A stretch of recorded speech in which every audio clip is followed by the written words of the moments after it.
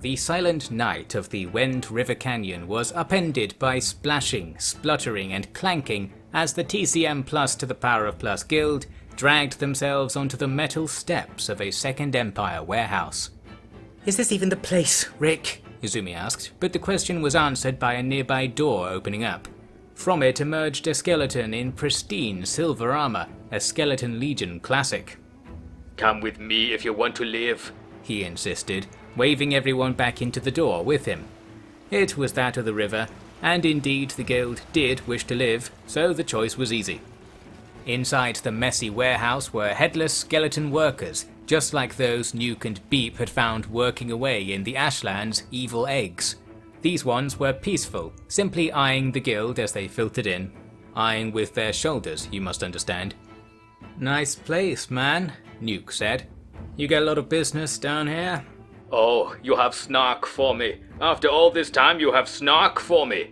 You think I don't have armor for that?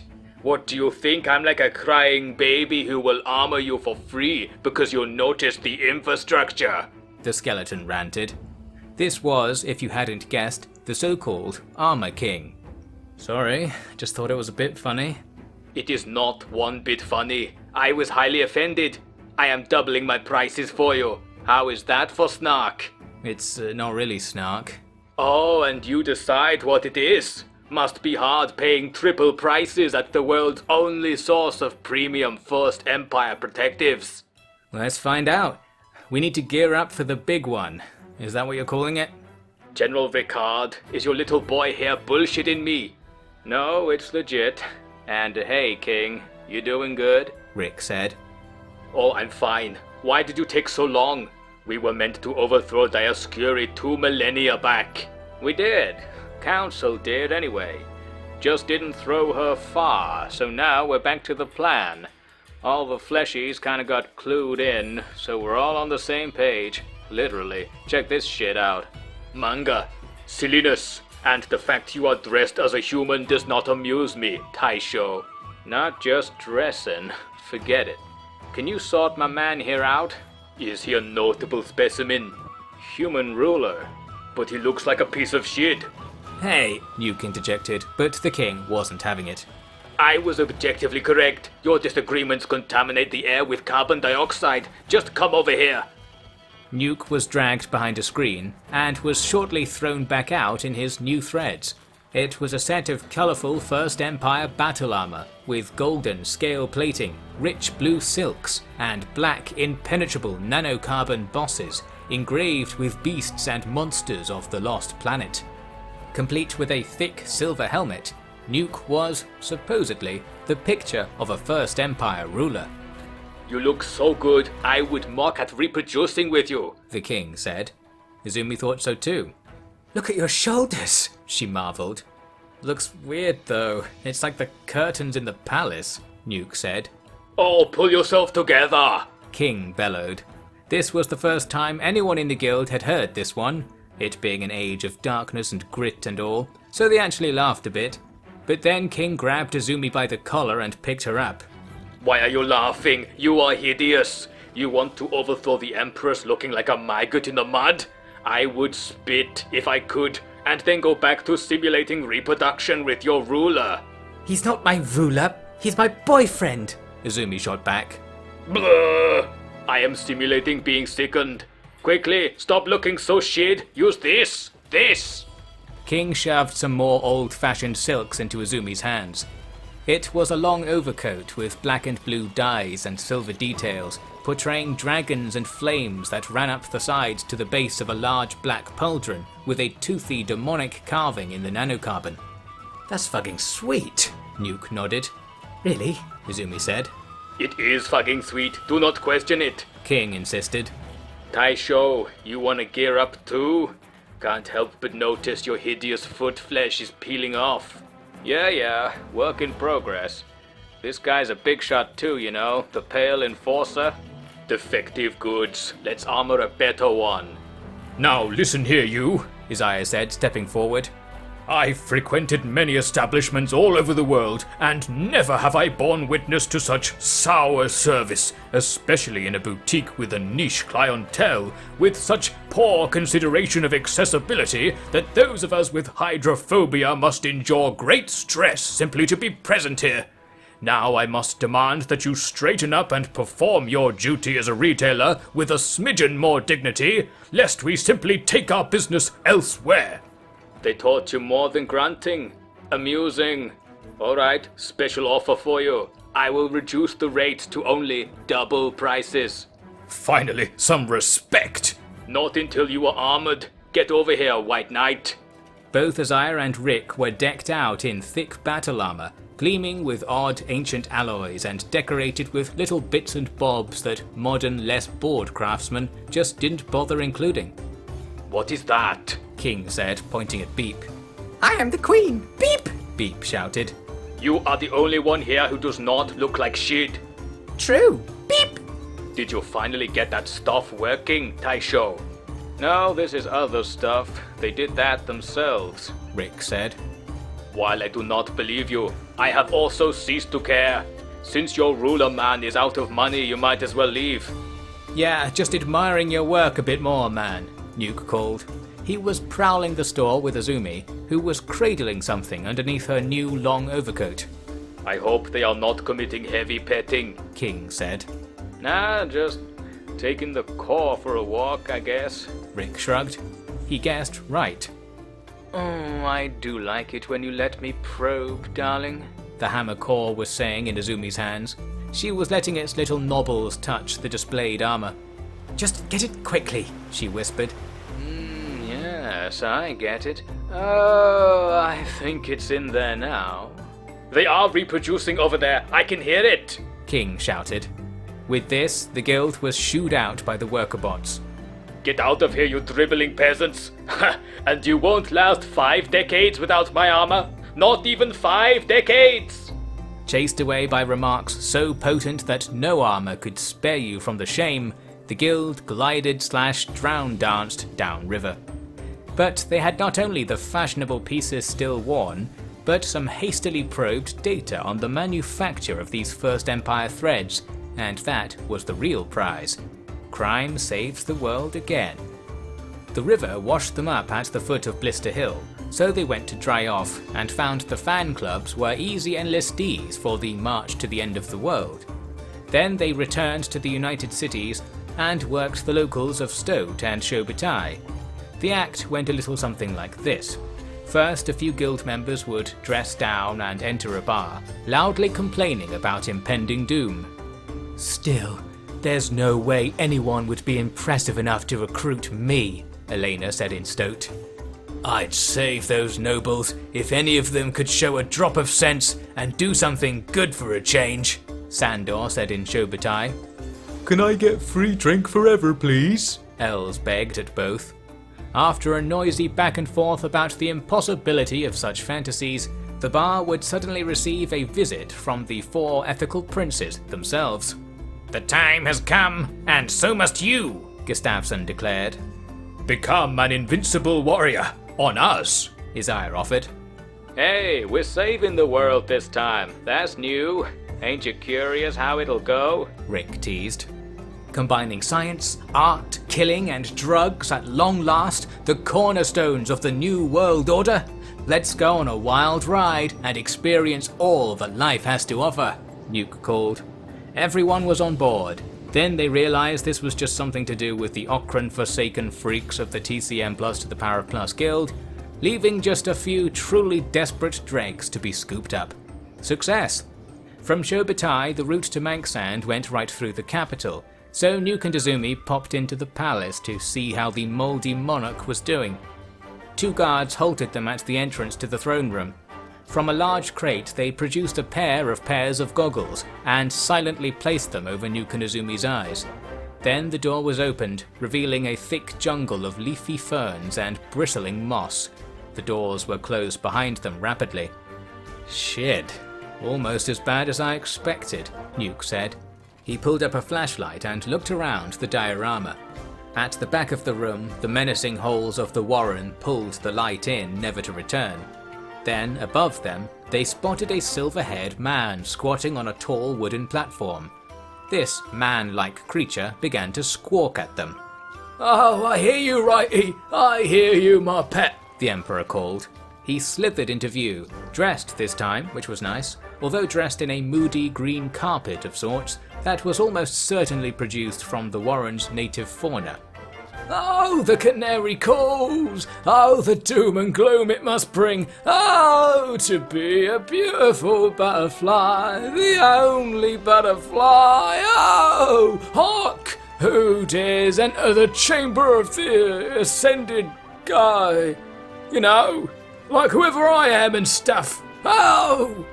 It's those people who visit you sometimes, with news of the outside world, Nuke said. "Oh yeah, people! I remember those. I remember them fondly. It just wouldn't be the same without you squirreling away out there." Squirreling? Is that a word? It's a reference to Earth biology. I'm impressed, Izumi said. I've been reading up on all the newest works in here. Little dark, but you get the gist of it from the vibe it puts out, you know, Tengu said. Kinda. We've been trying to improve our vibe, look, Nuke said, gesturing at his supposedly noble attire. "You changed colour? Weird. Where'd you get all that gumph then?" From the king. "Oh, that your dad?" Might as well be. "Oh, right. You know, I used to have a dad." Lucky. "What about you, Righty?" Tengu called. Square! I was born from the ash! Square! The Holy Phoenix claimed. He's not wrong, actually, Nuke nodded. And Dad, I'm here to tell you that we're going to go visit that ash real soon. We're going to put the apocalypse behind us once and for all, and maybe dodge a few more right in front of us. Not such a bad activity of an afternoon, is it? Well, we might take a while, so just hang on, okay? And if we die, then... you know, Izzy, we really need to survive. I don't think people will like this whole vibe, as he says. "We are born of the green, made men by the green, undone by the green. Fear the old green," Tengu muttered, running his hands over his carpet clothes. Yeah, you're right. Plan to die cancelled, but I sure hope what Kat Lon has planned is actually worse than this, Izumi said.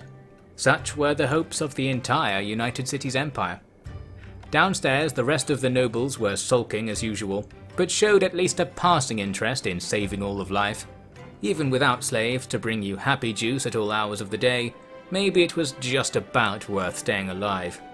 I'm sure they were happy to see the guild take all the drakes they had gathered far, far away back to camp. Inside, the new recruits were lined up for a so-called physical. Now at this stage, such an activity could involve all manner of things, but actually it was a rather ephemeral process. Essentially, each new biosave knave was looked over by the finest doctor the guild had to offer, Gustavsson. I don't know, it was Beep's idea. The skin spider carefully considered the candidates, then nodded, "Yesh," when satisfied of something or other. "That's Yesh's all round. Bravo!" Isaiah cheered by the end of it. "Excellent. You will serve the reckoning well, once the flames have been applied," Gustavsson said, which didn't help with the already shaken state of the lineup. I mean, it did sound an awful lot like they were going to be cooked and fed to the skin spiders, but really it was only a bit of singe and associate. I'm sure it was all good training for something. Perhaps the more important work took place in the lab, where the newly recovered First Empire armors were to be studied for the purposes of reproduction, the only good reason to study anything. I mean, I find it truly fascinating, I really do, Hammer mused from his core. After you've played so hard to get, here you are all dolled up, asking me to take your measurements in very, very fine detail. If this is how you intend to stave off apocalypse, I dare say it will work, darling. Just be quiet, will you? Izumi said. I need you to work out a step-by-step process to make these fabrics, these alloys. Can we do it with the machines we have here at Magsand? Oh, you can do it with the machines in this very room, but that's a different matter entirely. Agent Hammer, you're being particularly unhelpful today.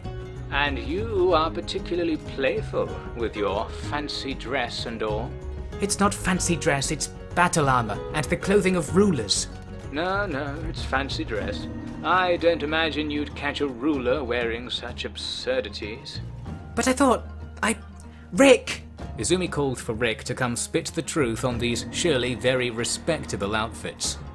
There weren't a single man, woman, or larvae in the First Empire who looked like that, outside of a costume store, he arrived to say. So King lied to us?